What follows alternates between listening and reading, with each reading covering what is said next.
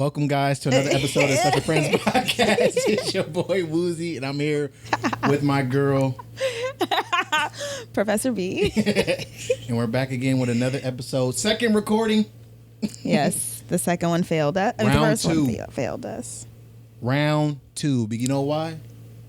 This is why I don't like iPhones. See, I told y'all, I'm an Android guy. I never had this problem on Android. Can't relate. My Apple products never fail me. Well, Steve Jobs' ghost is rolling right now, seeing how I got failed Well, by the iPhone. Yeah, you. But anyways, we're here back at it again with another one. Man, I was trying to take that moment at the beginning. You just got started. You didn't give me a. Oh, you need some time to get in character too? Well, I was. Oh, I'm sorry. I didn't know you need to get in character. I thought it was just you. Well, we're here now. Look, I was trying to get in character. I saw you just laughing at me, so I'm like, oh, she don't need character. She's laughing. She's like, oh, this person has a character. I was like, all right, I'll take a couple seconds to breathe and meditate. Take him seriously. And then he started the podcast without me. I was still deep in my meditation. I didn't know. So I didn't get the foreword. Next time we'll be more in sync. I'm sorry. But yeah, no, it's all good. I was just giving you a hard time. Per usual. It's a Saturday. It's feeling like Saturday. Yeah. Per usual, yeah. I was chilling today, though. Yeah, me too. Well, big Saturday. And you went to a concert, so you should be up. I am. You went to a concert between here and Wednesday. On a Thursday night in the Bay. It was awesome. She needs time. She needs time to get her mind right. I had 2 more days of work. The heck? I worked.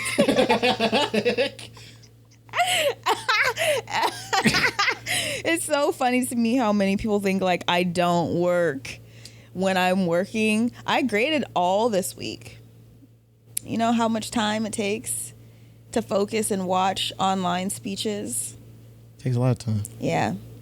So that's what I spent my work week doing. With a little side of music. Yeah, a little side of entertainment. Today I'm going to lunch with my family as a belated birthday lunch since everybody's in town now. Turn up. But with that being said, we gotta get into this. Yes. But yeah. I almost let it slide because I said it on the last one, and I don't know if I had the same energy, but the energy stands. White people, my white friends, you are not, I repeat, not validated by having me as a friend. Sorry.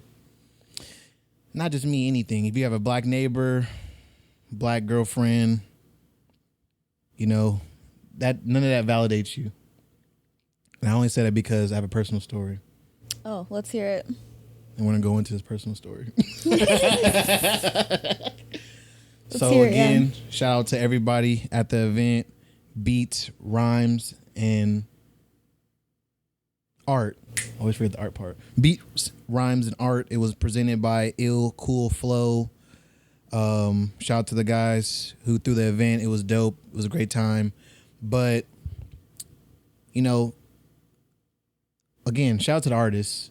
Anshi, Brian Cade, Nikki Rain, DJ Organic. Shout out to everybody who took pictures. Shout out to the whole situation. But the festivities afterwards is what I'm getting to. Okay. Because there was one unmelanated individual that decided to press me. As y'all see, I don't have a haircut. The hair's looking real wild today. This is a Saturday. I'd say again, Saturday. The hair is real wild, and that's okay. So that day, the hair was also wild. Well, it wasn't wild. It was, you know, it was hat hair. A little basic. It's nighttime. You can't really see it. Okay. So I'm out and about, and I'm like, oh, you know. When you say hat hair, did you have a hat on all day, or did you have a hat on that night? No, I had a hat on from work. You see that hat right there? Uh-huh. I had my work hat on. Okay. And then from the work, I went to the event. So the hair was just, you know, I'm not putting a do-rag on it when the hair's as long. It's not worth it. It starts looking kind of weird starts looking all, what's the word? Synthetic. Starts giving, I don't have that texture where my hair can grow long and be wavy. I mean, it could be, but I don't like the look anyways. But yeah, so had hair. We had me and this Caucasian woman started to have a conversation about haircuts. Cause I'm like, oh, I only get haircuts when my girlfriend comes around. You know, it's just, this is what I do. She offered her services. Oh, you know, I do hair, so I could cut your hair. In which I politely declined. Oh, sorry, I don't let white women cut my hair. In which I didn't know that would be a point of contention, but it became a point of contention. And why I wouldn't allow somebody with not the same grain texture as me to cut my hair. So she decided to, in a way to validate herself, I have a black brother who owns barbershops. In which I said, I don't care. I don't care. In which I was, rightfully so maybe, she felt like I discounted her. And I was. I apologize, but I was, because that didn't mean nothing to the conversation. What had to do with you cutting my hair? Her enthusiasm didn't matter to you in that equation. Man, listen. Me finding out you had a black brother that night did not do nothing for my spirit. Sorry, not really. And in that, it made me realize, like in reflection of that conversation, it made me realize how many people of the unmelanated variety do that to me. Which is why I had to make this PSA. Again, if you are Caucasian and benefit from this beautiful thing in America called white privilege, you cannot be validated by having black friends, black neighbors, black associates, or even a black girlfriend you had back in 88. Or like a black roommate. Not even a roommate. No. Unless you dedicated your life through marriage or you have an extensive, even then, if you got works in the community, it will speak in the way you carry yourself around black people. If you have to verbalize something for me to validate you, I'm validated immediately. There's no redemption for you. So low-key a microaggression, if you will. Low-key? High-key? I don't know. I guess it's low-key. Let me look up the definition. You Make sure I'm ever using get that person? well. I mean, you know what? I'm pretty sure you've been in situations. You live near downtown quarter. Yeah. How many people are like, oh, I had a white guy do this. The chairs that I bought, the guy, after I bought the chairs, his wife walked inside. He's like, I didn't want to embarrass you in front of my wife, but you look just like my grandson. White man. I said, okay, well, of course he has to be mixed. Yeah, my husband married a black girl, and you look just like my grandson. I'm like, just don't sit right with me. just didn't sit right. You were just offended? I wasn't offended. I was like, why? Maybe you favored them.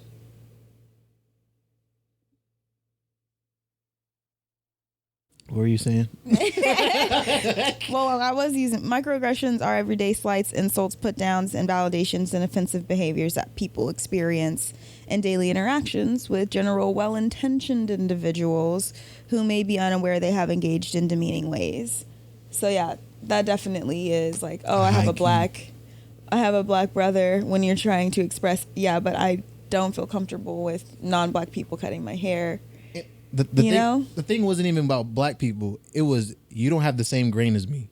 There's Puerto Rican people who can cut hair. Mm-hmm. It's, I met a Mexican guy. I've had a Mexican guy cut my hair. Mm-hmm. They understand the grain. You don't have the same grain. Your grain is different. So you only get a haircut from a barber with the same grain of hair as you? Or is it grain or grade? I usually stick to black barbers, but if I look at their haircut and their haircut looks like something I feel like they can do in my head, I get it. Or if I've seen, I usually do the, we live in the world of Instagram. God bless. Let me see your Instagram. And I'll look for people who look like me in that Instagram. Okay, and see what the haircut looks like. Because. So did you ask her? To ask her. You didn't ask her her to show you her clients or anything? She's a salon. No. She's not cutting my hair. Listen. It's a hard no on whites. Well, no, I get it, but I'm just saying, like, you didn't have her just show you the proof to be able to say, like, you don't even have black. I didn't have that time. As soon as I said, okay, it doesn't matter, she says, you're not listening to me. Oh. You're not listening to me.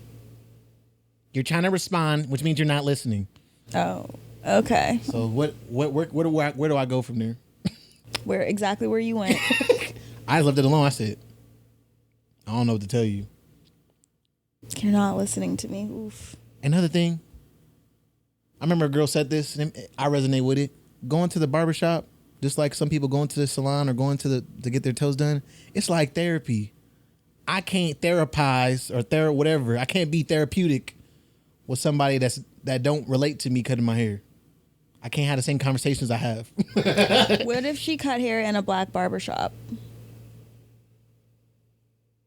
I've never seen that.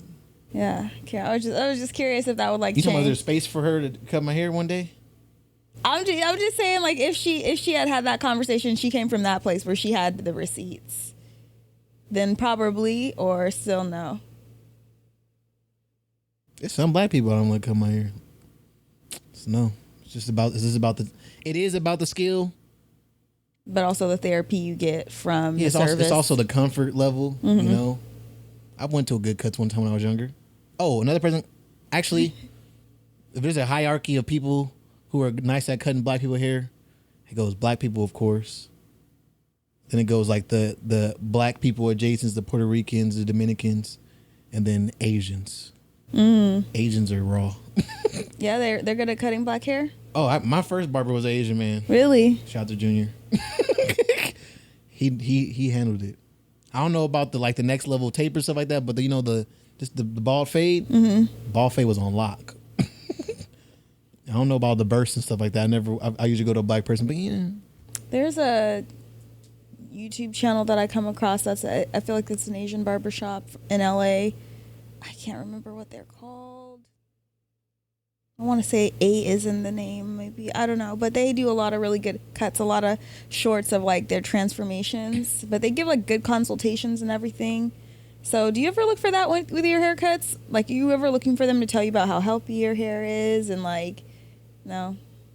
I mean, for them to be like creative and like give you a cut that looks good on you, not really giving them specifics, or do you go in with like really clear specifics? I'm simple. I like to go in and get the simple cut and get out. There was a point in time where I was more creative. I was a single young black dude, so I was just trying to do something spicy, but I work 40 hours a week, and I had to get my hair cut at 7:00 in the morning. Give me this ball fade so I could take myself and leave. I'm not looking for, how's my hair growing? I mean, you get the little critiques like your waves looking good, it's crashing back here because there's the hardest area. The hardest area is like where your crown is at. It's the hardest area to keep neat. So you get critiques right there, which is also another reason why I prefer black barbers, because they understand. I mean, I'm pretty sure you can go to school and learn it too, but they naturally understand how to cut hair around the waves, because you can't. You know how many times I have barbers that cut my hair going this way? That's people's first instinct is to go backwards. Yeah. And if you have waves, that's like the worst thing you can do. You put to go with the waves. Okay. That's good to know.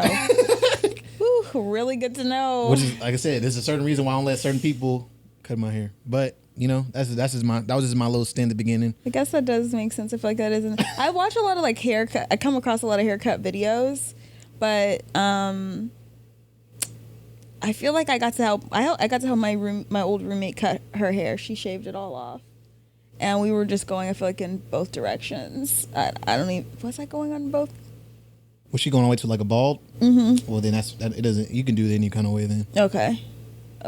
It's more about like when you have waves, it's about maintaining the pattern. Okay. And then there's different kinds of waves. There's people like me who just got regular waves. And then obviously there's like course levels, but then it's like people who got 360s, which is that like all the way around. Yeah, when it looks like it's like a spiral going around your head, and then 720s when it's like a more I guess you could say like intense spiral. And with people like that, you have to cut it the way that they're brushing it. And if you don't understand what they're doing, you can. And a lot of times, people who have hair like that, they cut their own hair because it's easy to mess up, take you back in progress by doing that. So. Yeah, it's a lot more into it. It's a lot more science. What a rabbit hole. Like, I'm come back into the daylight from there. That was crazy. Yeah, I'm sorry. But no, it's cool. It's cool. yeah, but yeah, that's I just wanted to make that point, you know. And I remember you telling me you had a story about dealing with your own personal microaggressions from friends that were yeah, old white friends, old white roommates. You know, when I think about this definition, I feel like well-intended is like the root of it. You know, I feel like my old roommate, like, I feel like she was mostly well-intended. I don't think she was really, you know, but there were moments like, let me know if I'm the a-hole in this, but she asked me if I wanted to go camping with her, and I thought, sure, like, I like camping. I grew up going camping, but doing just some things. Yeah. But she would, you know, she grew up going camping too, but doing certain things in her camping trip that I just thought, I found out afterwards, like, she wanted to do tubing, and like, I just had a really traumatic water experience as a kid where I almost drowned. So like, I don't like to get in water where I can't see where I can't see my feet. Yeah. Or I don't know how deep it is. Yeah. Or just natural water where there's like animals and things like that. I don't know. I'm very nervous about it. So I wanted to just chill at the campsite. Anyway, I ended up going camping with her. And this was my idea, was I was going to get to relax and have a good time. Just being in nature, sharing space. And her idea was to go and do everything together as a group. There was like 5 of us there, and I was the only Black person. So for me, I really needed like reprieve from being the only Black person in that space. Not to mention, I trusted her judgment in terms of like choosing the camping location. Like, I just thought we're going someplace that I knew we were going someplace in SoCal, but it was like right outside of Bakersfield. And it turned out to be super conservative. Like, there was only one gas station we could go to, and it had Trump stuff all in the windows, which made me immediately uncomfortable, because at that time it was like shortly after George Floyd protests, or like around the season of George Floyd protests. So yeah, I'm just like heightened in terms of like my racial sensitivity. And when I go into the I'm sorry to take this story like all over the place, but go ahead. I experienced microaggressions in the gas station, where when I was looking at hats with everybody else, you know, one of the attendants came and cleaned up only after me, you know, straightening up the hats. When, you know, the people I'm camping with were looking at hats with me, just as messy. If anything, I put my hat back where it belonged. And I don't know why she was straightening out what I was putting back, but like, you know, I would be walking down the aisles, and like, people would walk so close, it's almost like they didn't see me. You know how usually when you walk in the grocery store, people give you your space, move around you, was almost like I wasn't even there. And these are things that like they didn't see firsthand, but that I'm experiencing, and I'm being triggered, and just like, you know, I'm just coming off of like an emotionally heightened state. And I remember she thought that her reaction to me was that she thought I was being dramatic and just like overreactive, that I spoiled the travels and the trip, because I'm triggered now, and I'm like in a crappy mood that this is the only place that we can shop for necessities, basic necessities, food included. I'm frustrated that I have to go back into this place where I felt super triggered and like, I don't want to say traumatized, but it just was like, who wants to put themselves in a position to be potentially discriminated against, like, again? Yeah. Out of survival. Nobody wants to do that. So, especially, you know, when you're camping with people who are somewhat empathetic but don't understand, genuinely don't understand what you're feeling. And so, yeah, I don't know. I remember trying to talk to her about it, and when she was like, you know, you have the ability to make the experience what you want. You don't have to get upset. I was just so taken aback that she was like, you don't have to get upset about it. And like I have control over how trauma shows up for me as it relates to my race. Mm-hmm. I don't know if like, hopefully I'm not like trailing too far into the weeds with this story, but it was just like, I thought that she was my wokest white friend. And when I expressed a moment of feeling like racially like vulnerable because of my race, she didn't understand. And I was like, wow, she is like not even close to what I thought. So just in terms of being like having white friends, I don't know, I feel like it gets more difficult as you get older, because especially as a black adult, like a young black adult, for me it's like a while to really understand and appreciate my blackness.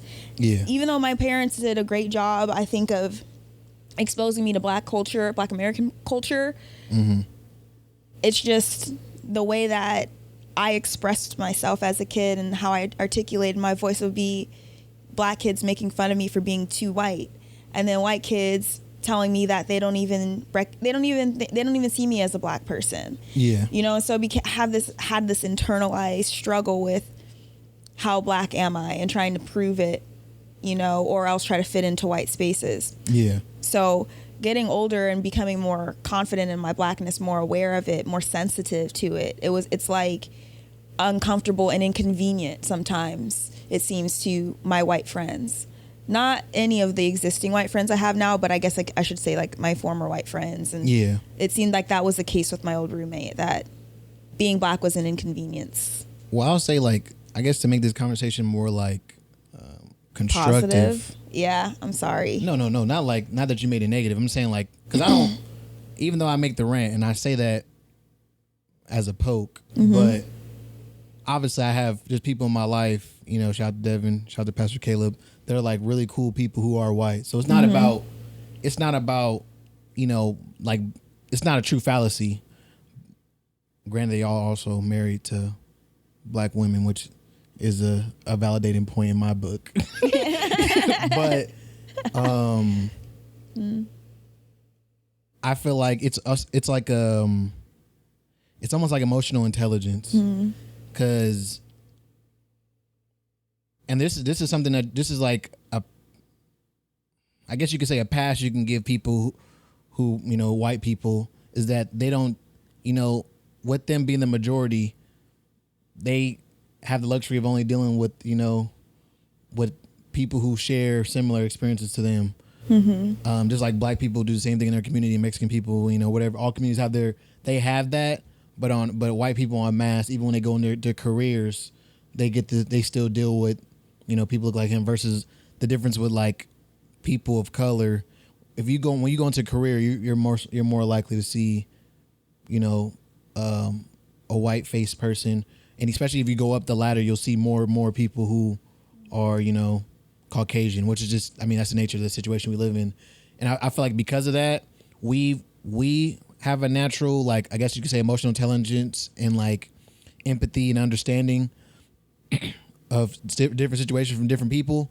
But I feel like that's always the obstacle that I faced when I had white friends that were like super duper white, is that I might be like the second or third like black person they really had a real relationship with.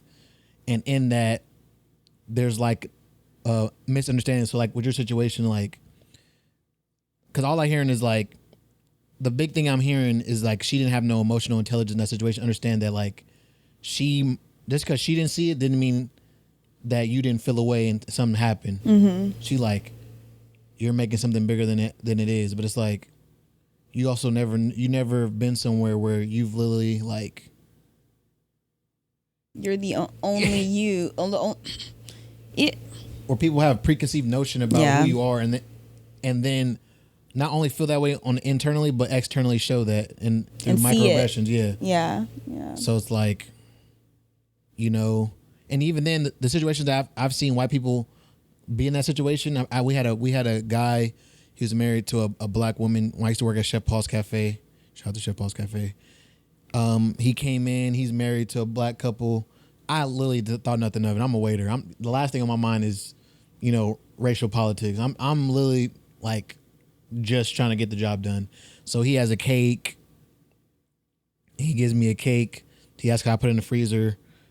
We put it in the freezer and stuff like that. Like nothing of it. I thought the whole thing went like no problem. Seemed like we had a good time. They tipped nice and whatever. So he ended up writing a review on Yelp, and I'm pretty sure I could find a Yelp one. I could find a Yelp and pull it up. And anybody who knows me, this is always funny when I tell him this, because in the review he goes, "This is like he's been like basically he felt racial tension as soon as he walked in the building because it's all black staff. He felt like he was being stared at. He said, when I gave the young man his cake, when I asked the young man to put the cake in the refrigerator, he said, 'It's your world. I just live in it.'" Yeah, that is something you say too. I say it now, Yeah. but that's the reference point from where it came from. Because my aunt, my aunt read it to me, and I said, "That's a bar." I'm gonna start using that. But that's where that stems from. But yes, he said that like, I said to him, "It's your world. I just live in it." First of all, I'll never say that to a white man ever in my life. let me just get that straight. I don't give a fuck what the world look like. Not even like facetiously. No, because I don't believe that. It's not your world. What the heck? You don't own nothing. So it's like, for him to say that, I was like, that's wild. And then he was talking about how the racial pressure, whatever. And then like, I've been to Tennessee, I've been to Cincinnati, I've been to these different places. I've never felt this kind of tension before. And we're reading this in the meeting, like, do y'all remember this man? Like, no, I don't remember this man at all. Mind you, the restaurant we have is small. So if there's a big table, we probably were looking at him because the tables, like the restaurant only had 1, 2, 3, 4, 5, 6, 7, like 8 tables. And I think his party was so big, he had to take up 3 tables. So you're taking up almost half the restaurant. And he had a pretty like his family was a cool family. It was like, loud and rambunctious. So it's like, it was an entertaining family to watch. So I was saying, like, I didn't think it was no name, but like, yeah, whatever. But it's situations like that where it's like, he was entitled to feel that way in that situation at the end of the day. But if I go into somewhere and I feel the same way, "Oh, you're just making this about you. It's not that big a deal. Can't you just sit down and eat?" Like, we don't get that same privilege in other situations. So I say all that to say, like, I feel like a lot of times when we have issues with people some of our white friends, a lot of times it's just a lack of emotional intelligence and lack of experience with what's really going on. A lot of white people don't really believe some of the stuff that black people say is happening, and until they actually see it. Like, I think that's why the George Floyd stuff was so wild, because it's like we hear about it, but when you see a video of him like, "I can't breathe," and the police officers continue, it's like, man, you can't refute that. Like, yeah. I mean, people still try to, but it's like, Yeah. Yeah. And I mean, I don't know why I cared to share this, because, we're not really friends anymore. Not like we used to be anyway. But I don't know. I guess it just like hurt my feelings, and I felt like I really tried to maintain or like resuscitate that friendship and be understanding of the fact that like she didn't understand, and like it wasn't reciprocated. Yeah, it didn't feel like it was reciprocated. I felt like I was really trying to like maybe try to fit in too much because we lived together, so I wanted to be able to hang out with her friends comfortably, but most of her friends were not black. So when she'd have black friends, I would really want to hang out, but she would like have pool parties and like not invite me to hang out really. So then when they would, I would not want to hang out, because now we've had this awkward exchange, and like, I don't want to be dramatic, but I want to be able to be fully myself in my experiences as a black person, as being the only black person in these spaces with you and your friends. Yeah. You know what I mean? I don't want to feel like my triggers are going to be inconvenient. My emotionality, the weight of being a black woman is going to be, you know, too much work for you. Or that it's going to be an inconvenience to your good time, to your good party, to your couple traveling plans. Like, that is disheartening. And I don't know, I guess maybe this is just me trying to air it out, so I'm not carrying that anymore. But when you talk about white friends, she was, I feel like, one of the last few remaining white friends I had, and I really have come to realize I struggle with my white friendships these days because of that. Yeah. You know, that makes sense. Those racial microaggressions really don't be microing. Yeah. They be bigger than that. I feel like sometimes levels. Sometimes they be on macro levels where they blow up friendships, and we don't really talk about it. That is real. But anyway, I mean, I guess before we leave, I do want to talk about how do you, I mean, coming through that experience, has that changed how you deal with microaggressions? Has it changed how you explain them? Is it, you know, how do you deal, if you're in a situation again, how do you deal with it? Well, there's like two approaches. It really depends. Most of the time, if a microaggression is like super like regressive, it's really just like, I can't believe I have to explain this. I won't even address the microaggression sometimes, because I don't feel like if you in 2023 don't understand why it's, I don't know. I'm trying to use, I can think of one person very specifically that I've had exchanges with, but I can't think of like the specific microaggressions that they've used. But let's say, like, you know, being vigilant of the neighborhood, right? And being vigilant of how you describe people, right? Like, I'm not going to correct those sort of microaggressions all of the time, because... You talking about like when somebody's like, look at that little ghetto girl. Yeah. Like talking about the girl with her hair nicely done in the barrettes. Because that's like a whole attitude change, and that requires a whole debate sometimes that really isn't worth my energy. But if it's a friend, like that's really more of where it's at. It's like, if these things are coming up with friends, I'm going to be more direct. Yeah. And if it's going to create tension, then we probably shouldn't be friends. Yeah. And I think my old roommate probably was more accepting of that reality than I was.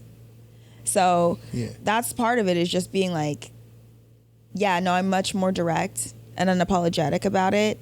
And if it, again, like creates disruption in the friendship, not feeling resentful about it, but just grateful to know now. Mm-hmm. And grateful to be more clear about the boundaries, knowing who I can really trust to be my ally. That's respect. In this fight. So, to the allies. Meeting people where they're at.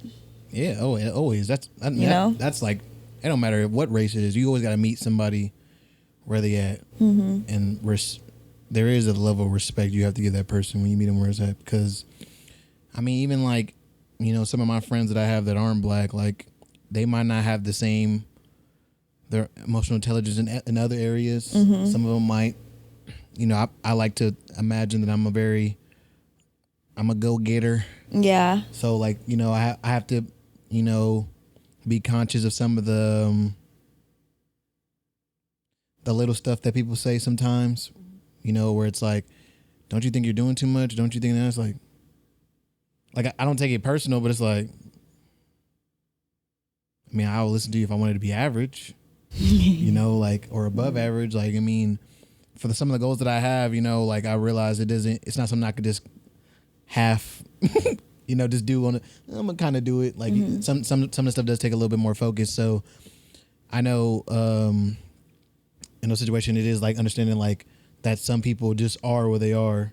And that doesn't mean they can't get to that place, but I can't force them to get to that place. Like, I just be myself, and maybe you'll get there. Or even if you don't, like maybe you just want to be, you know what I'm saying, 9 to 5 Joe with a kid in a picket fence, you know, stuff like that, and go to baseball games. Like I don't think anything's wrong with that. It's just I respect that. Respect my situation as well. Yeah, and for me too is also I can respect that if you respect me, but also I can accept if we're not compatible anymore. If these things start to reveal that like we're not really compatible, because I think that she is emotionally intelligent, but it just in this particular topic, I felt like she wasn't very considerate of my emotional needs, my emotional capacity, like as a friend. Yeah. And for me, I feel like now I understand what my needs are as a friend. And it's that I need, regardless of what your race is, I need you to be able to have empathy. Yeah. And have empathy, like when it counts, not just like after the fact or not at all, which is kind of how it felt like she just really didn't have it. Yeah, because it sounded like she didn't even circle back. It was just more like, well, that's what it is. We had like one conversation after the camping trip, and it didn't go well.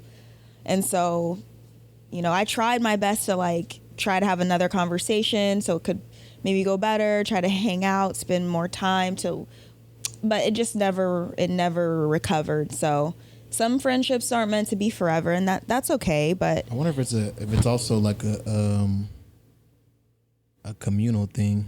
But I mean, we probably get into that another time. Cause I do want to explore that conversation. I think that would be a pretty fun topic to explore.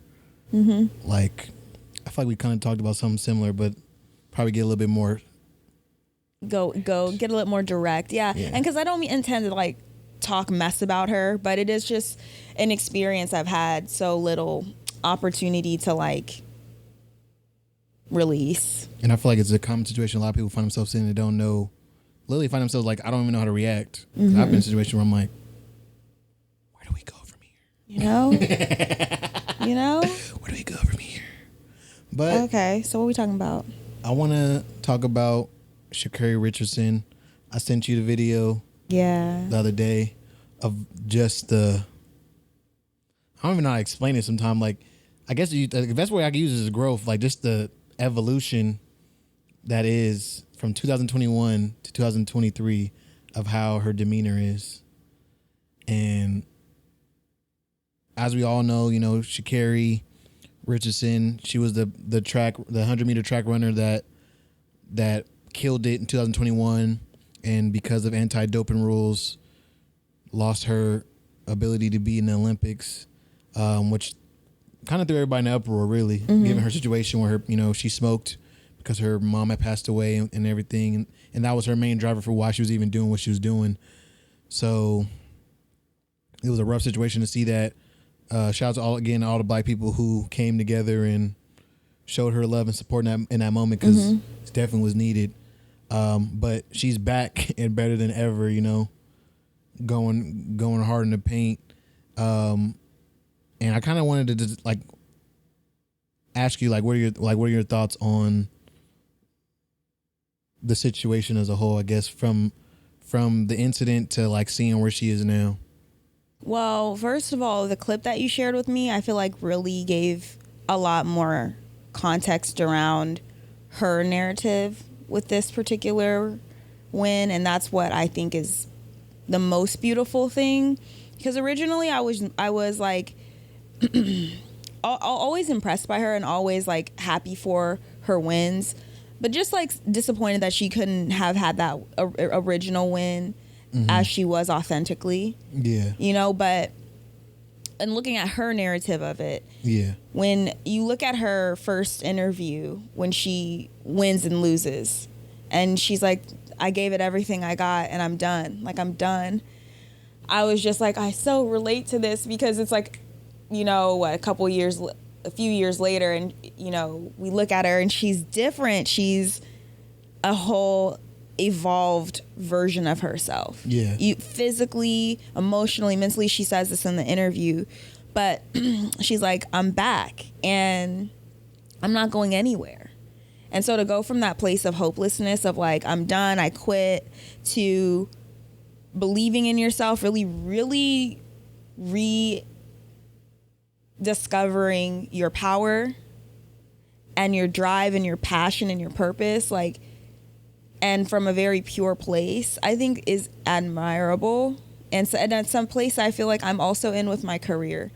So I don't know, I feel very inspired by her, especially when she sent me that clip. It really helped bring me out of the like critic, because again, like, I'm not about weed shaming. I think that is an unfortunate part of athleticism. Like, I understand the concern about drug usage and athleticism, the spirit of sport, but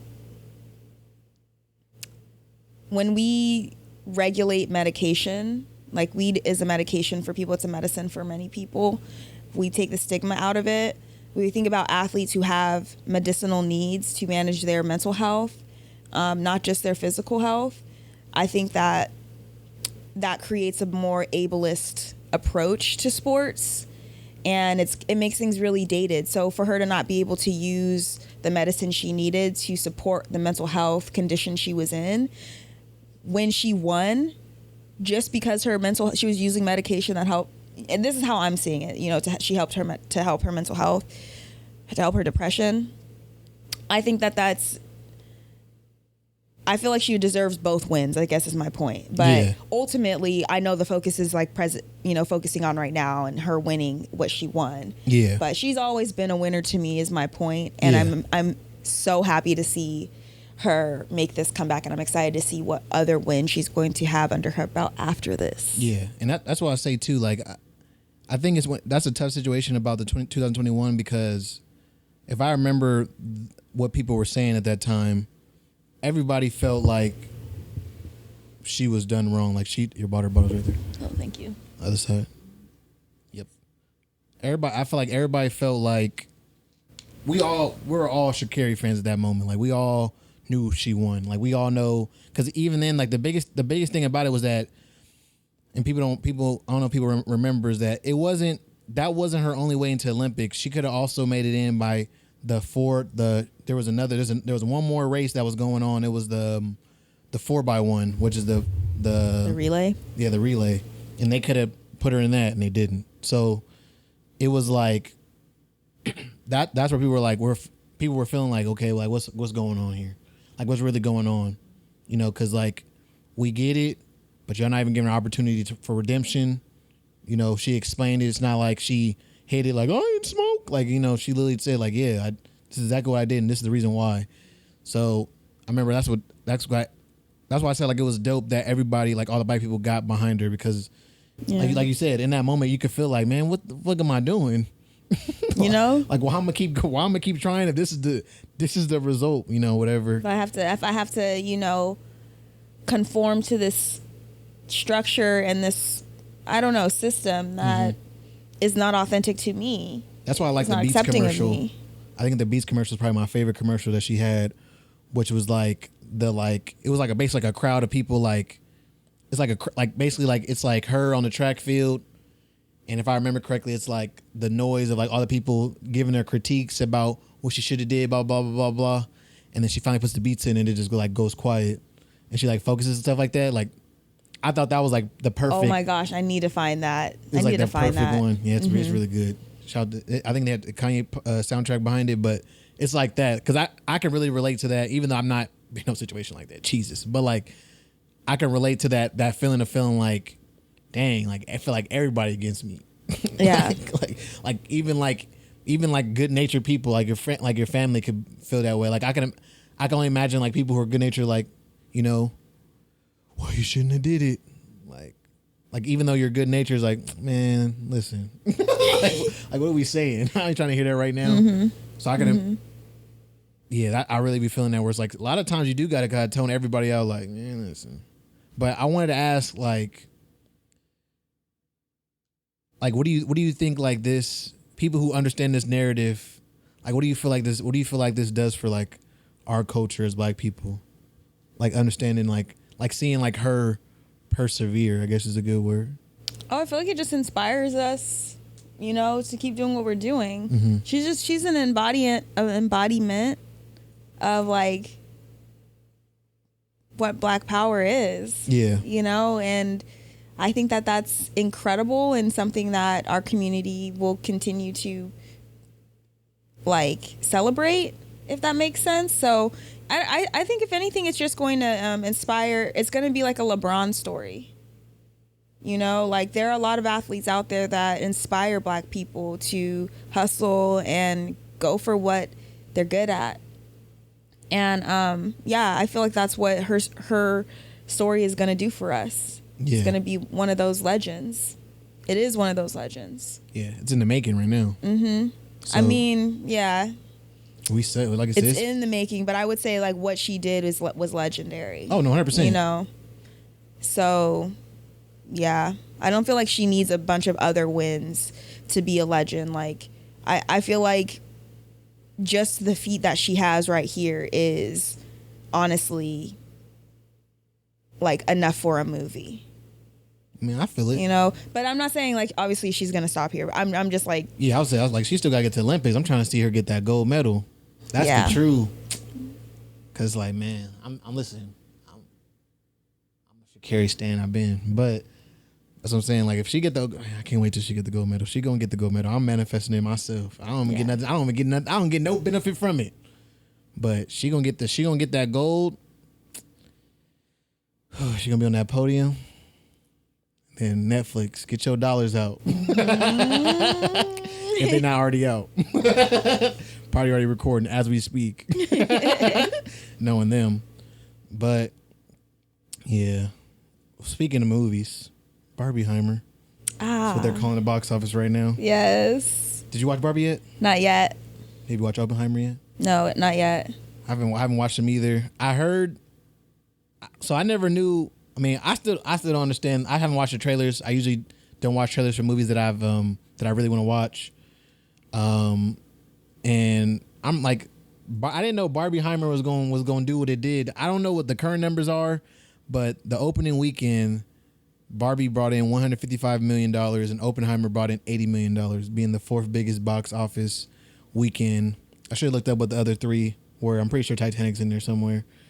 Like, I should probably Google that real quick. But yeah, I just think it's so dope to see, like, and even though you feel like theater's always been here, it's like theaters are back. Like, real reason to get to the theater, because You got something to go see? with the streaming services, people are like, you know, I remember even with the Black Panther, I had a couple of people like, I'm just gonna wait till it goes to Disney Plus. I'm like,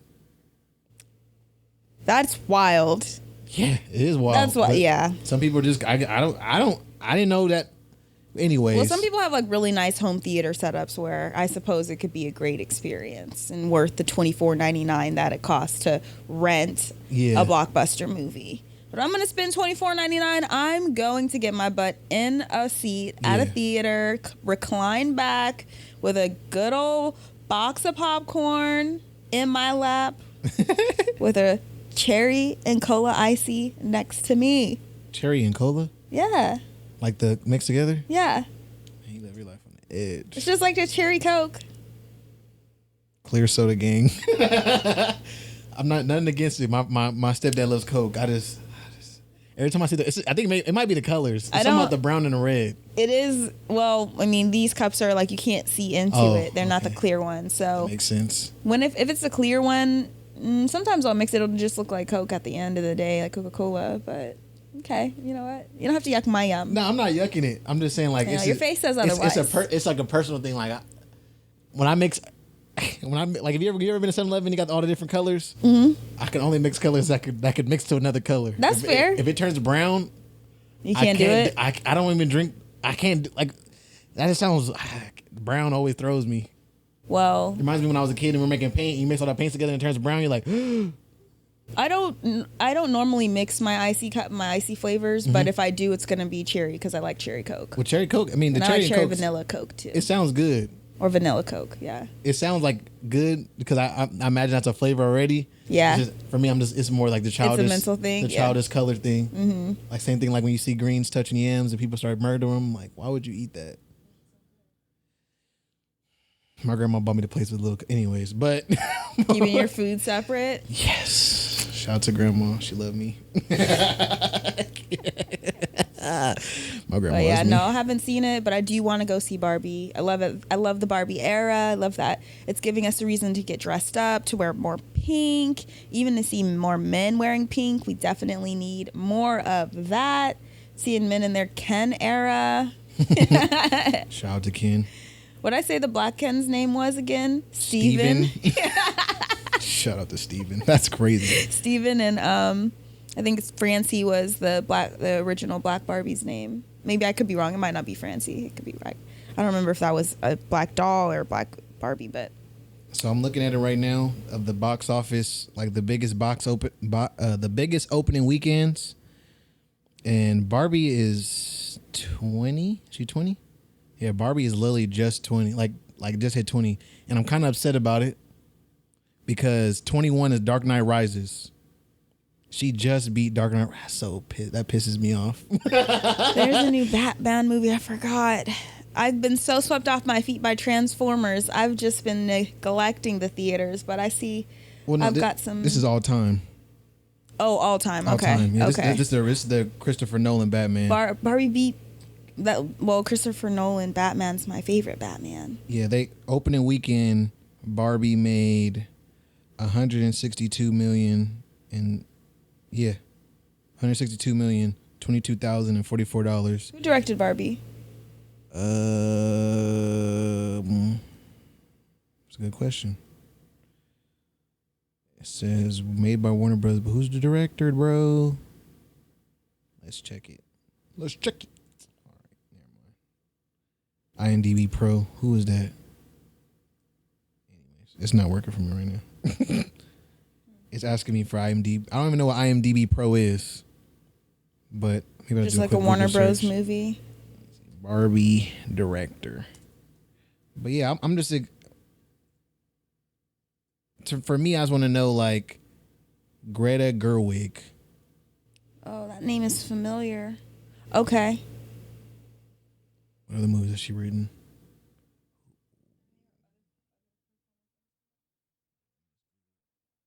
That's a cool name though. That's why there's Gerwig. music. Does she do like musicals? Greta Gerwig been doing Barbie, Little Woman, Lady Bird, White Noise, Francis. Oh, she did No Strings Attached. That's a good movie. Greenberg. Rom-coms. No musicals? No, I don't see any. She's supposed to do the new Snow White in 2024. Oh my gosh. And Hey, the Greta. movies you listed, I'm a fan of her work. So that's cool. Good for her. Yeah, shout out to her for sure. Shout out to Greta. I didn't know he was. And then, well, if you guys don't know, if you Google Barbie on Google, it does this little sparkle thing. Everything's pink. And sparkling. Stop it. Oh my gosh. I love it. Oh, my inner child. Barbie She's is so a whole happy. movement. Listen, the marketing budget they spent on Barbie. Warner said we finna get our coins. It's every For millennial real. girl's dream. But yeah, let me go over real quick what movies. So Barbie's number 20, and she beat out some notable movies. One, The Dark Knight Rises, the original Dark Knight, The Hunger Games, Catching Fire, Star Wars Rogue One, Captain Marvel, The Hunger Games original, Spider-Man 3, of course, Furious 7. Like, come on, what we saying? Oh wow, Super Mario Bros. Movie was number 31. What? Really? Shout out to Super Mario Bros. I haven't watched it yet. I haven't either. Is that good? Dang. I think it's out of the theaters now. I was really hoping to see it on a big screen. Top 5 movies of all time. What are they? Number 1, the Avengers Endgame with $357 million, winning by a good margin. Number 2, surprisingly, Spider-Man No Way Home. Huh. I didn't expect that. I know people love Spider-Man, but I didn't think it would be number 2. $260 million opening weekend. Which Spider-Man is that? That's the Tom Holland, the newer one. We love Tom Holland. 2021. Number 3, Avengers Infinity War, not surprising. Number 4, from 2015 is Star Wars: The Force Awakens, 247 million.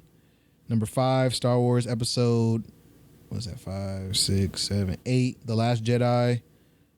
That was 220 million. Then number 6, still holding strong, Jurassic World.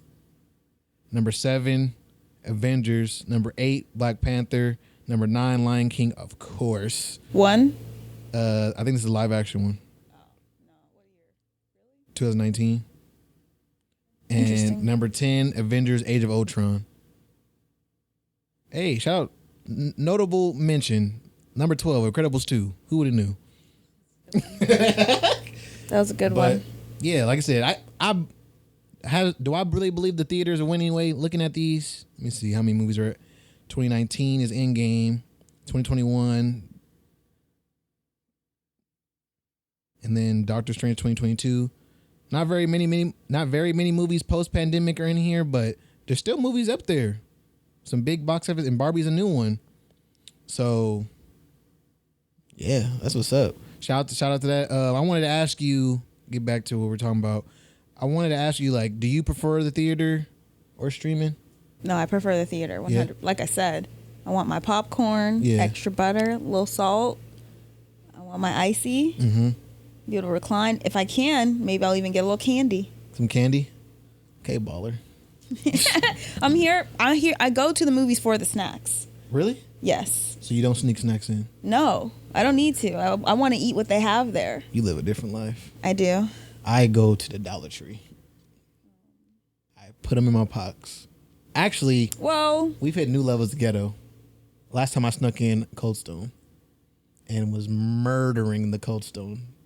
Couldn't do it. I can't remember what movie that was. I can't even enjoy the movie while breaking a rule like that. You couldn't do it in good conscience. I mean, it's not. If it's candy, like maybe if it's some candy, but Cold Stone, that's a violation. Of what? Well, you know, the rules. You know, that's what I was thinking about right now. Is there really a rule against bringing inside food? Yes. Is there? They'll make you throw it away if they see it or find out. Yeah. But the other thing too is like when people bring in like freight. My grandparents, we used to sneak in like Dos Coyotes when there was the theater over there at the Arden Mall. Yeah. And I wouldn't feel bad about that, but it's just like when it's like particularly fragrant, you bring in a whole lunch to the movie theater. Oh, nah. That's throws off the whole chemistry of like the popcorn and movie vibes. Then I'd be a little, it's like, man, you couldn't have had your lunch before the movie, bro, but okay, do you think? If the movie theaters made the ice cream more affordable and not make me feel like I'm dropping a bag, I do. Like the candy and popcorn, I get it. But then you like look at some stuff like, hold on. Hot dog? You're talking about $7.25? Yeah. The chips and nacho cheese, $6.60. It's like what, like, bro, that's the same nachos and cheese I used to get at the school. Like, bro. For $1.25. Yeah, like you're playing me. Yeah. Like it's not even in it. Anyways, like I said, if y'all gonna do it, just do it right. Do like I still keep forgetting the name of that place. It's a place that has a restaurant in it. Studio Movie Grill? Yeah, like do it somewhere like that where like if you're gonna give me something that's gonna be like real. Mm-hmm. Like yeah, like I said, we could use the popcorn because you do get the big thing of popcorn you never finish. Yep. So it's fair. But no, I'm not a hot dog that's been rolling on there. That's the same hot dogs they have at 7-Eleven, dog. Love those hot dogs. But I was gonna say, like, personally, I love the theater too. But the reason I love the theater is because I like seeing everybody's reaction. I love seeing other fans. I don't know how it is with like. So you ever watched the movie It? Maybe. The clown named It. Yeah, maybe. You didn't watch it? I probably did, but erased like the memory of it.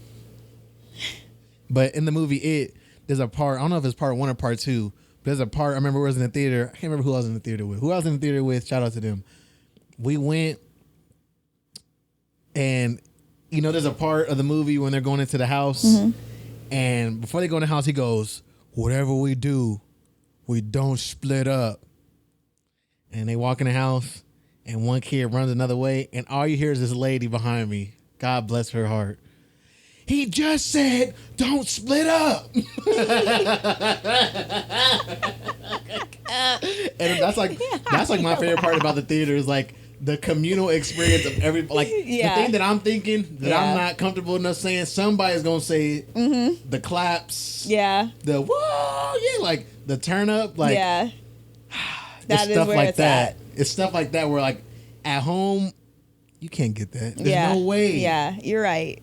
No You're way. right. There's no way I could. Oh man, That, I love I it so feel much. I feel like that is 100% why I remember this Transformers as being a good experience for me, because a lot of people are like, oh, the Transformers this year wasn't even good. Like Transformers hasn't been good for a while. But who goes to Transformers for the storyline anyway? Like I go to watch the robots fight. That's what I'm looking for. Yeah. So as long as those scenes are good, like I'm having a good time. Yeah, You know? I'm looking for people to see like I remember the what's the Age of Extinction. Yeah. Oh, that's a good one. The scene where it's like Optimus Prime riding Grimlock. Is that his name? The T-Rex. Mm-hmm. And they're just like, you know, he's just doing that clean scene where he chops that dude's neck off and it's like it's just something about the motion of the scene and him doing it. And it's like everybody in the crowd is like, ooh, ooh, ooh. And we're all just like oohing together. Yeah. Yeah, I can't get that at home. Yeah, that was exactly. And that's what it was like. There were moments like that where they're like one of the, Autobots would like rise up and we'd be like, oh my God, yeah, let's go. He came Let's go. Oh, man. So anyway, yeah. Yeah, man. Yeah, you can't get that at home. So That's what I do. Now I think about it, I wonder if that's the only movies. No, that can't be. I feel like the movies that do the best in the theater are action movies and scary movies. I think holiday movies do pretty good too. Yeah. When it's the holiday season. Because I think about like rom-coms. It's the holiday season. It's a good time for that. Yeah. Or Valentine's Day. Yeah, because it's like a date night thing. But I feel like, I don't know. I feel like I'd rather watch a rom-com at home, honestly. There's Yeah, something about being snuggled up. those I would. But like these days, like post-COVID, I feel like people were, especially like last year, looking for being outside options, but like not too outside. So I think movies is like a good in between of like we went outside, but like We didn't wild out. we didn't go out. You know. I wish I lived in the era when movies was like there was no TV and it was like if you want to watch something you had to go to the movie, so it's like you and the kids. Because I don't really see it too like, you know what? Yeah, even when I went to Incredibles, I didn't see that many kids going to go watch Incredibles 2. Oh my gosh! When I went to go see Transformers, there were some kids that were just little jerks. They came in early in the movie and shouted out a spoiler. Oh, really? Yes. Let's go. Keeping it strong. I love bratty kids. That's my favorite kind of people. Terrible. I mean, We've all been there. it heightened things in the sense that like now we know what's gonna come and now we just don't know when it's gonna come. Yeah. But then there's the anxiety of like, but were they right? Were they lying? Were they lying? Like, so now you got this like, dang. They did what they were supposed to do. They got in y'all heads. It was good. I like that. They did. I like that energy. It did help for me. So anyway. But yeah, Barbie. So you gonna watch it? Yeah, I probably will. I don't know. I think me and my friends are probably gonna watch it. Probably if they don't watch it before, we plan on going to get teppanyaki and getting faded, and going to go walk to the theater. That sounds so much fun. Yeah, I can't wait. have a great time. Can't wait. I'm trying to get as many people together as possible for this event. Okay. It'll be one for the ages. Let me know. Fresno. Just kidding. No, that's too far. Just kidding. We're gonna. That's where we're gonna be. I'll have to organize my own Barbie crew though. You get to have the more fun about. You get the. We don't know what movie we're gonna watch yet. I think one of our friends already seen Barbie because he has a girlfriend. But I'm down to rock pink to Barbie. We need to see Maybe like a theme. normalize seeing men in pink. Oh man, They pink is say my favorite color. Barbie's good for everybody, even if you don't like Barbie. That's what they said about this movie. So fun fact, I used to like red, but my mom's favorite color is red, and for some reason, just being a teenager, I was like, kind of like the same color my mom likes, so I transferred it to pink. Pink is just another hue of red, right? Mm-hmm. That's why I'm like, I could do a pink. Mm-hmm. So my favorite color is blue. My other favorite color is red. Mom's like, my favorite color is red. That's it. My favorite color's not red no more. It's pink. It's pink now. Blue and pink. I got pink. I got pink socks. I got pink. I haven't wore pink in a long time because I work in a place that pink will get dirty in. But yeah, Shout out to pink. But I do want to talk about really quickly about social media hygiene. Okay. There's actually some good news and some bad news. Okay. So if you guys haven't known, there's a new social media platform out there called Threads. And with that being the thing, I wanted to talk about social media hygiene. But we just found, my cousin just sent me an article this morning about them saying that, yeah, Threads had like a good opening season where a whole bunch of people came in, but a lot of people have tapered off. Like a good chunk of people tapered off because, I don't know if you've ever been on Threads. Threads is like what you don't want social media to be. In the sense of like, you follow people on Threads, but your page is still everybody. So it's like, imagine if I'm following all these people and then like I go to my page, I'm like, I don't see any people I followed. Like, what am I looking at? That's what Threads was, because I think they made it very bare bones to see people. They didn't expect people to jump on like they did, and they couldn't fast enough jump on the thing of curating your page. Because I'm like, I follow all these people because I want my Threads to look a certain way, and it's not looking the way I want it to look. So I heard they've lost a lot of people from there. That don't mean they're going to come back, but they lost a lot of people. But in the vein of understanding that there's a lot of social media platforms out there right now, I wanted us to talk about our like social media hygiene tips to remaining sane in the situation. So I want you to go first. Tell me, like, how do you? Because I'm a heavy social media user. You are almost a non-existent social media user. I know. So I wanted to get like, what's your tip for? Or actually, let me ask you first. Why don't you use social media? Like, what's the aversion? I feel like I have social media anxiety. Like, you know how you get social anxiety? But I have social anxiety as it relates to social media. Like, I don't know. I part of it is like, I don't want like to spend that much time looking at other people's lives, and I don't want to spend a lot of time curating how other people see my life. And so it's like, and I'm also private. Like, I don't know, these days I don't really want to share all my business. It's not for everybody to know. Like, the ins and outs of my life are for like people who I'm really close to. They have the privilege of knowing that information. So I've yet to figure out what else to talk about on my social media, because I'm a wear my heart on the sleeve type of person. And that's how my social media has operated like in the past. Just like all my business out there, all my emotions out there. And that's not how I want to use social media. It's not how I'm going to use it. But I also am like, I also don't know how else to use it. So we just won't. I feel it. But I know that's like not like a very exciting, reasoning, but oh man, it's not like I'm looking for entertainment from your misery. I'm just like, I'm trying to. Why are you absent? Yeah, I was just more trying to understand, like, why not? Other people have everybody got their own reasons. Some people are just, I want to be mysterious. If you want to know me, meet me in real life. It is and that. And then some people are more like, I just can't get it. It's that too. I can't get it. Like, I could probably edit some things together, but I just don't have the discipline for it. It's not an integral part of my daily routine. Like I like social media passively when I'm bored, but in terms of like using it as a tool to put myself out there, I don't really enjoy using it in that way, except for YouTube. But it's crazy. I've never thought about it that way either. Like, because when I use social media, I've been on Instagram and Snapchat since day one. Like, those are my two. Like, those are the only ones I keep on my phone at all times. Snapchat not so much, because I'm not single anymore. Snapchat just became kick for me. Like, girls that I kind of like, let them all in the loop at the same time. Wow. Gross. But sorry, but. I'm just telling the truth about it. That's what it was. That's what it ended up turning into. No judgments here. And then it grew into like people that I really rock with. Then it grew to like what close friends is now. That's what Snapchat would be like. If you like, you clean it up and it's like, if you really rock with me, you got my Snapchat, because that's where you're gonna see the nitty gritty, like the vlog style. Like, we're about to do some crazy shit. Tune into my Snapchat, cause you about to see me do something. Or like, I remember I ended up posting it on Instagram. But like when I did like a baby boy skit, like recreating a baby boy skit. I used to do stuff like that all the time on Snapchat. People used to be cracking up.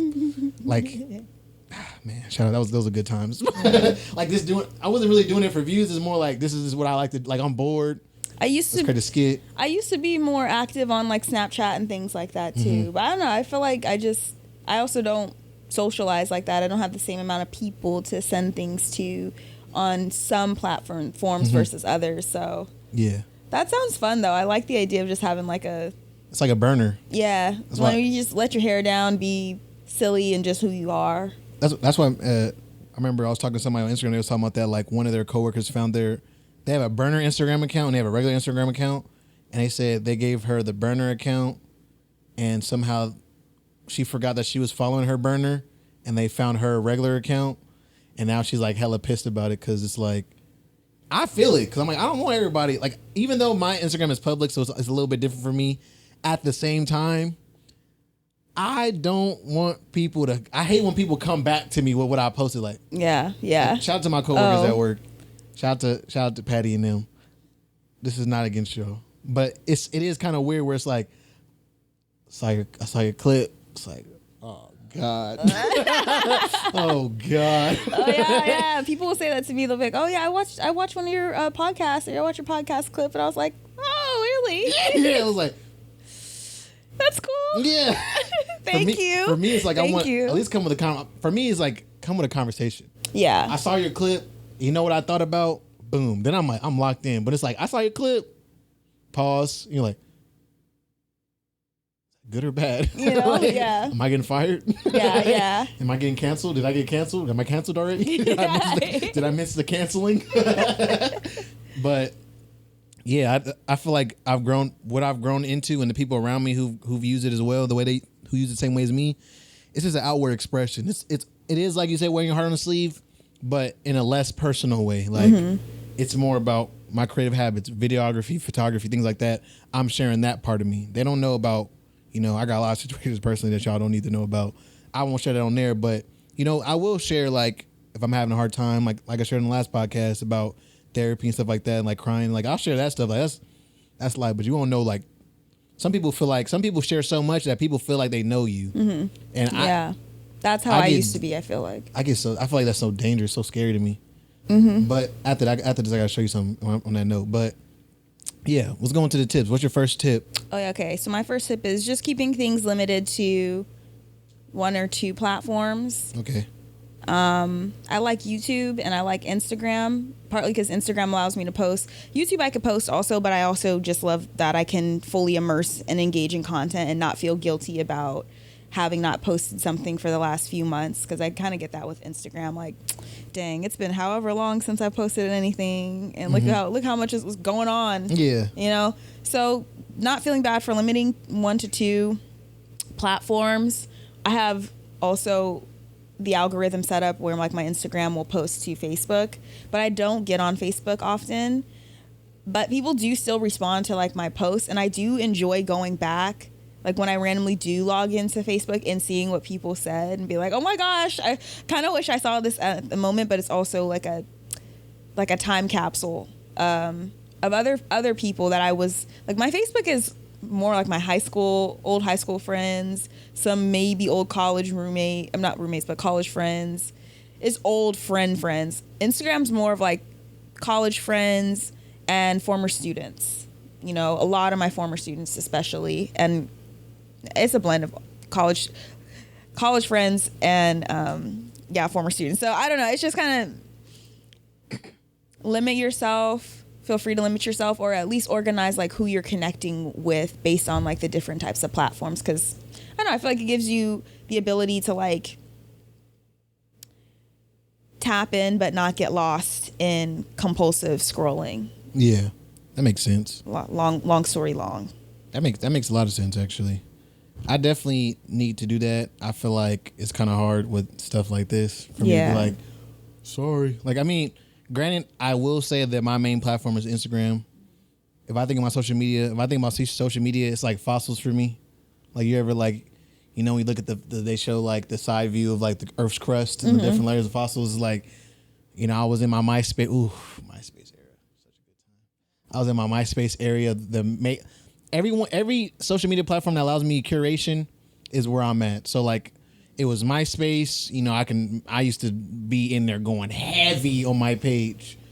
Then Facebook came, and Facebook lost me because it's just a white page with blue words. Like, listen, I can't get with this. Instagram came. I'm like, okay, I can get with this. It's like more curate. I can curate my page and stuff like that. And I've been in my Instagram era probably since then. And then I had a little stint on Tumblr. I didn't go too heavy. Tumblr got a little bit too graphic. Like Twitter? Tumblr was original Twitter. Now Twitter's in that era of being just like NSFW forever. What's that? Not safe for work. Oh, okay.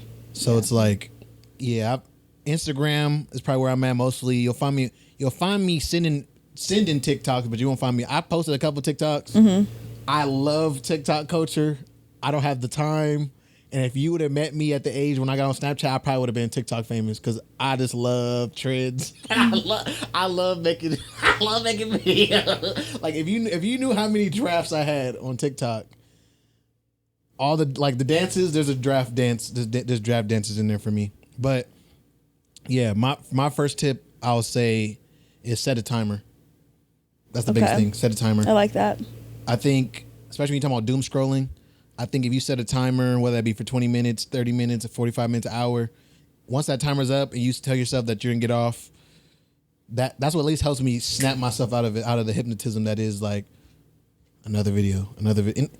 Yeah. So that'd be my tip. I like that. I'm going to try that myself. And then when we go next, you want me to go again? You want me to go again? I don't have any more, and I'm trying to get to this birthday lunch, so I'm going to burn it out right now. Yeah. My second tip is if you guys aren't using it, I would say use the focus. Focus helps you out a lot because you can use it to hide pages and hide certain. I think you can hide certain apps as well. Mm-hmm. That helps me a lot. Also, using the screen time tool to let you set limits on how much screen time you use on certain apps, or you can do a cluster of apps, so it'll add up all your social media apps as 1 hour. Mm-hmm. So you only get 1 hour throughout all of them, or you can do 1 hour individually. I do 1 hour on TikTok because TikTok's the only one that I can go down the rabbit hole in. Mm-hmm. Instagram, I find myself after a while getting out, whatever. So yeah, that's my second tip. I feel like you said something before in the last one. I've used both of those, so I like that. Those two tips. Yeah, I've used those and they are awesome. And I forgot my third tip. But my third tip's in my journal. I don't remember. But I do remember you asking me how to use. I will exchange that tip for what you asked me on the last one that we recorded you guys didn't see. Is you asked me like, how do you use it in a more constructive way? I kind of went into it earlier, but I think it really is, instead of seeing Instagram as a true extension of yourself, or that's a better word. See Instagram as an extension of yourself, not as a reflection of yourself. You know, I use Instagram as a creative outlet in a sense. Like I have photography, and then I curate that to fit the channel, the social channel that is Instagram, to get viewership, to get engagement, whatever, and to build on like my hobbies instead of like more like, oh, my grandpa passed away and I'm putting that on Instagram. Like, I'm not doing that. I'm more like, you know, introspective, retrospective views and whatnot. But I love that. I'm going to try that out too. Yeah, I think those are some pretty good social media hygiene tips, especially with the new threads out. If you guys have any tips of your own that you want to share, yes, please let us know. I want to see how people are using social media, especially when we know that. Also, one more thing.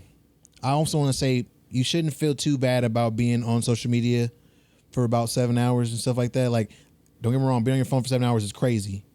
But I recently went back and read some studies about the average time that a person watched TV back when TV was first a thing.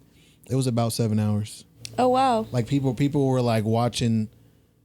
I gotta go back and clarify, but I remember it was like on par with the time that we were on social media for, was about on par with people were watching TV. Oh, and on that note, then I remember the social media hygiene tip, that one more that I had last recording, which was they recommend getting a break, a 3 to 4 hour screen time break. Yeah. Every day. And so, yeah, if the norm is, what did you say? 7 to 8 hours? Well, they said that on average people are on their phone 7 8 hours, but social media is like 2 or 3. Okay. So, yeah, like trying to break that time up. I either, 3 to 4 hours divided out throughout that time or as a break before bed or whenever. But yeah, like not feeling bad about being on it for extended periods of time, just being aware and conscious of your usage, I think is like the number one part of social media hygiene. Yeah. Right? Mm-hmm. So that makes sense. Yeah. But guys, that's another episode of the Special Friends podcast. Sorry if it was a little short. We like I said, we did our first run. We kind of left it all on the table on that one. Yeah. So circling back is a little bit different. But they got the important stuff. They got 100%. Yeah. Yeah, 100%. So And the flavor still. Oh, little, as Miss Mariana said, a little stank on it. Yeah. Weak. But guys, if you guys enjoyed it, do me a favor, like the video, subscribe, all those different things. Comment as well. Do me a big favor. Go to the audio version and also rate it. It helps us out a lot. It helps us rank more in the audio version. Always looking to also raise the views and listens on the audio version. But yeah, we're out of here. We outie.